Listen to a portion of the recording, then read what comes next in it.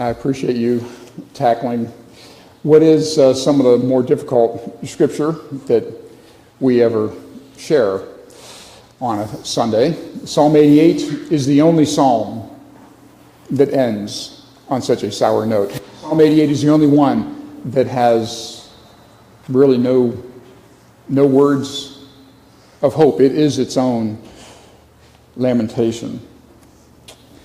May is such an event-filled month. I mean, think about everything that goes on in the month of May.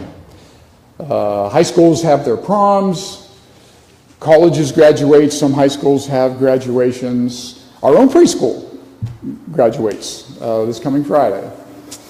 What else is there? Of course, there's Memorial Day weekend, an appropriate time of reflection for those that have made the ultimate sacrifice for our country.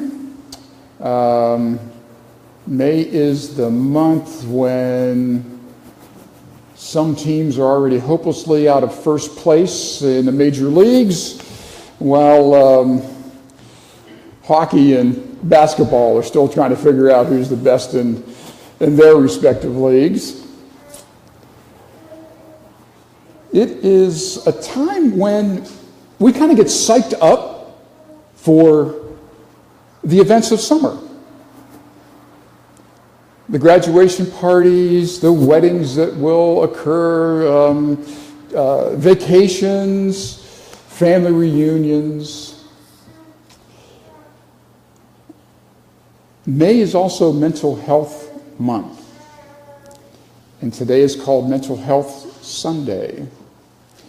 It is a time when we speak for those whose psyches are perhaps not so contented. 20% of Americans will experience some form of mental illness in any given year. Mental illness it's an extremely broad category. It's bipolar, it's schizophrenic, it's depression, it's addictions of every kind, all across the spectrum. It's dementia. And how many of us have been touched by a family member who has had either Alzheimer's or some sort of onset of dementia? There's evidence. Some of these things could be hereditary, could be brought on by stress, could be brought on by we have no idea what. It's why some people can't hold a job. It's why families get torn apart. It's why some people become homeless and then incarcerated, and then homeless and incarcerated, and continue that cycle. The good news is, all is not hopeless. But like anything worthwhile, the road to recovery is a road that doesn't end, and it is difficult. But like anything worthwhile, it's a road worth traveling. And that's why it is important to have fellow travelers, not just those that perhaps are afflicted with the same kind of issue, but people to hold the hand of those that are on that path, to give them that sense of hope. Because anybody that struggles, or anyone that has a family member that is struggling with whatever the issue is, whether it's addiction or any other kind of mental illness, you know that there is no magic pill. There's plenty of things that someone will prescribe for you, but no pill can fix any ill. Recovery is a constant state of effort. So today, we are going to hear a story from recoveryisbeautiful.org. And in your bulletin, you are going to notice a number of contact numbers that can direct you to various agencies that can be of assistance. We're going to hear about an Ohio girl's struggle with depression that led to her addiction. Let's watch.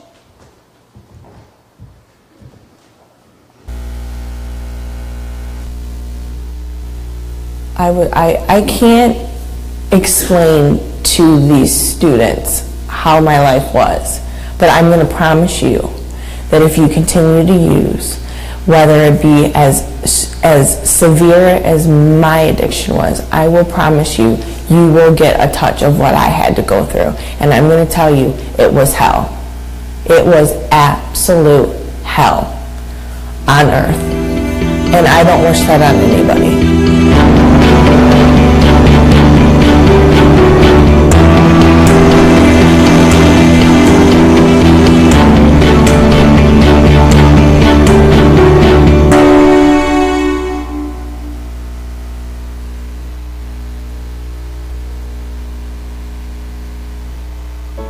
One day I went to school and they turned on me, every single one of them.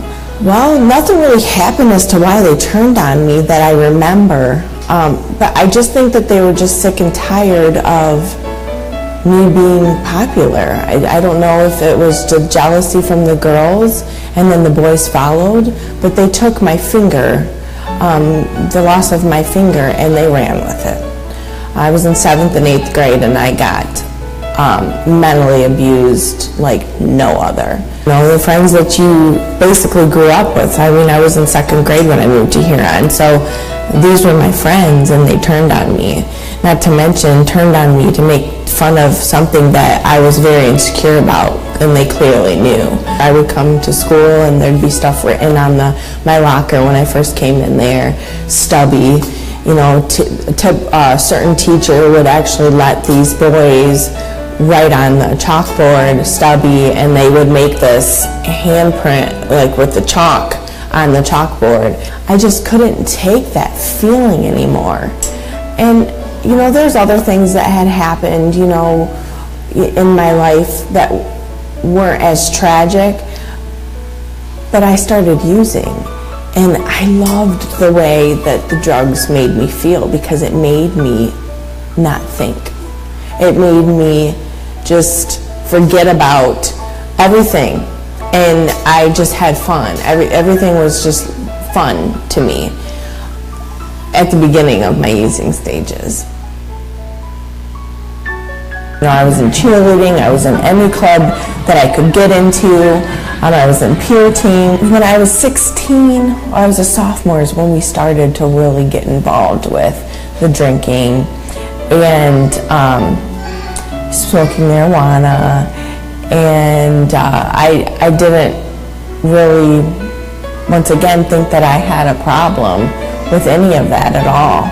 I just thought I was a typical high school student. I, for so long, didn't think that I had a problem because I figured, well, everybody else is doing it right, and why not me? There's no way I have a problem. I was a cheerleader, you know. I had great grades. You know, I was on top of the world. And I just had a newborn baby, which was Isabella, who's 10 years old now. You know, I was 21 years old, and I just thought I was on top of the world. I just remember not wanting to go over to my mom's house and just like him to stay with my grandma. Like I felt like my grandma was my mom. It escalated, her problem escalated, and she started lying all the time. stealing from us. She just wasn't my girl anymore. I noticed that she was affiliated with a lot of people that, I mean, at one point she would have never even taken a second look at. She just thought, and that's when I could see that she had just totally changed. While I was snorting the cocaine, I was also snorting pills. I wasn't taking them orally like I was at the beginning. That's when I knew that it was starting to get bad because I wanted that instant high. Not to mention I was snorting pills and cocaine in front of my daughter. Probably because I think I knew that she was up to something, because she was like she was just mean, like she didn't seem like all my friends' moms, and she just didn't seem like a normal person. I knew that she had been drinking, but other than that, I had no idea that she was involved in anything other than that. Until she finally came to me and had told me that she was tired. She was tired of being in the situation that she was in, and she just wanted to get away from it. I was pulling over in the side of parking lots with my daughter in the back seat, telling her once again that I needed to take my medicine right away or mommy would be sick. It went from doing that to letting my daughter stay at my mom's, leaving my boyfriend, going to a drug dealer's house, partying all night long, not answering the phone when my mom called, sleeping in my car with my dog while he's using the restroom in my back seat, going days without taking showers or brushing my teeth, being incognito for a couple days, telling my mom, making lies up, telling her I was doing something for work. Drugs made Libby a very different person, changed her completely. She was a total stranger, and I didn't like being around her. She made everybody very uncomfortable and on edge.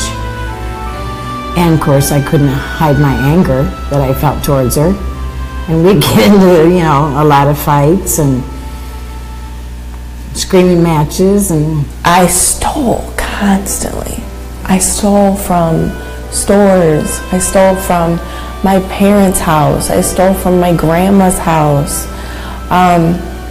Let's just say you have a serious problem when you steal your grandfather's ring on his funeral.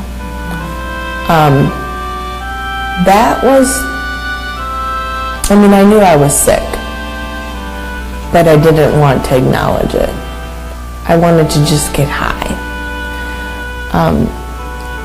I would do absolutely anything, basically, to get that high. I believe that God has a purpose for everyone, and I feel that I've been given this opportunity to let you know how much I care, how much I don't want any of you to go through the hell that addicts experience every day. I will not be judged by the mistakes in my past, but how I rose above them.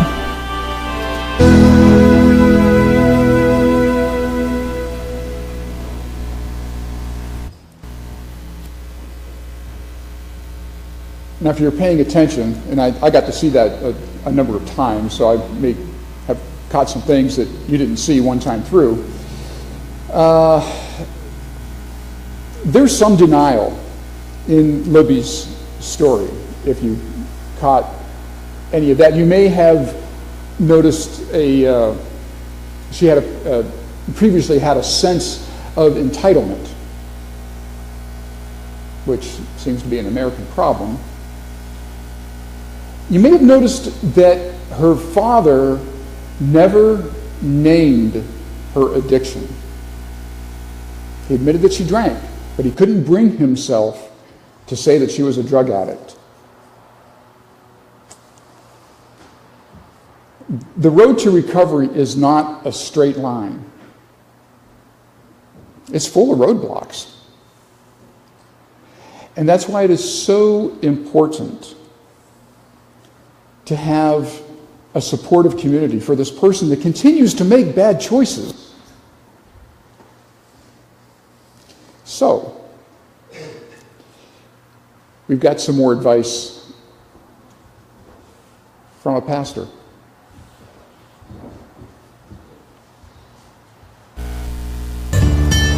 Anybody that's in recovery or has been around recovery recognizes very quickly that there are a lot of places that, they find roadblocks. And one of the things that I've noticed that the church can do very, very well in this is provide ways through those roadblocks. Sometimes it's as easy as taking somebody to a meeting or an appointment or something like that. Other times it's sitting down, perhaps just with a cup of coffee. Nothing serious, but talking to someone and helping them to know that they're a person and they've got people around them that care and are connected with them.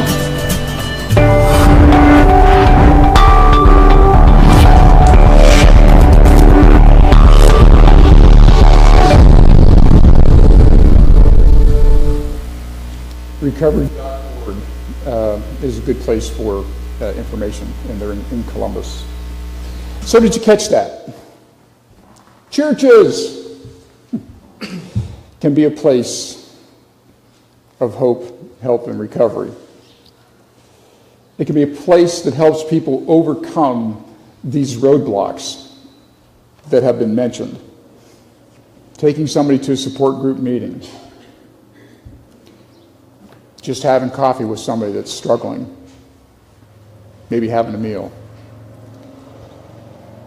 It's reassuring people that they are loved.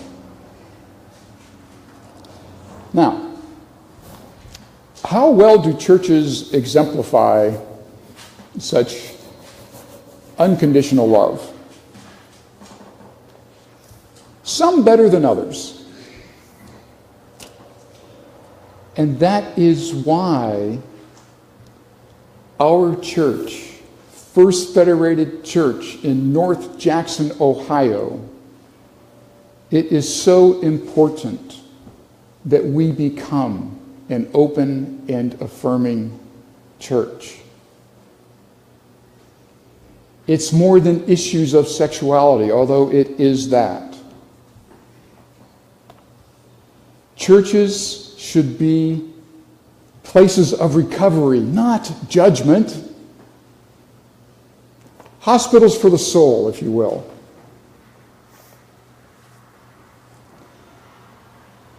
Yet too many people, some in this very church, continue to have a notion that one can only be a full-fledged child of God if you subscribe to certain narrowly interpreted scriptures in the Bible.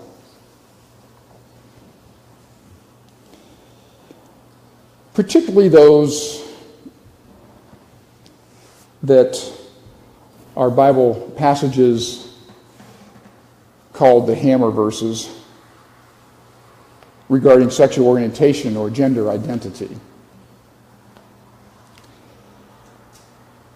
Suicide is the leading cause of death for the LGBT community ages 10 to 24.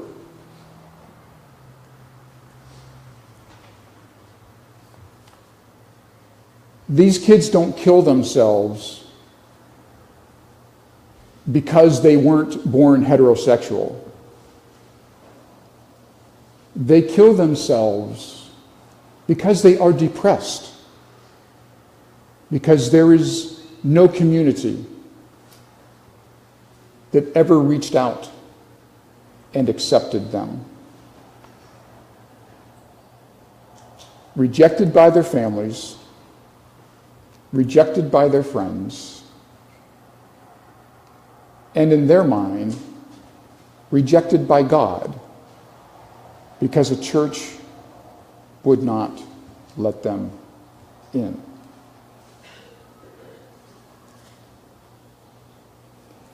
Human sexuality is not an illness. The mental health field recognized years ago that homosexuality, asexuality are not mental diseases.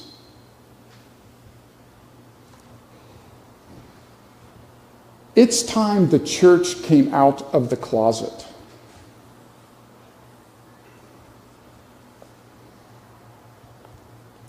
It's time we quit being part of the problem.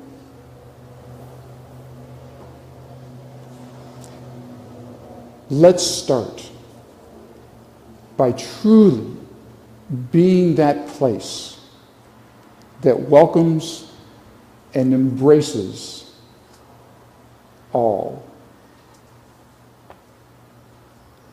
Amen.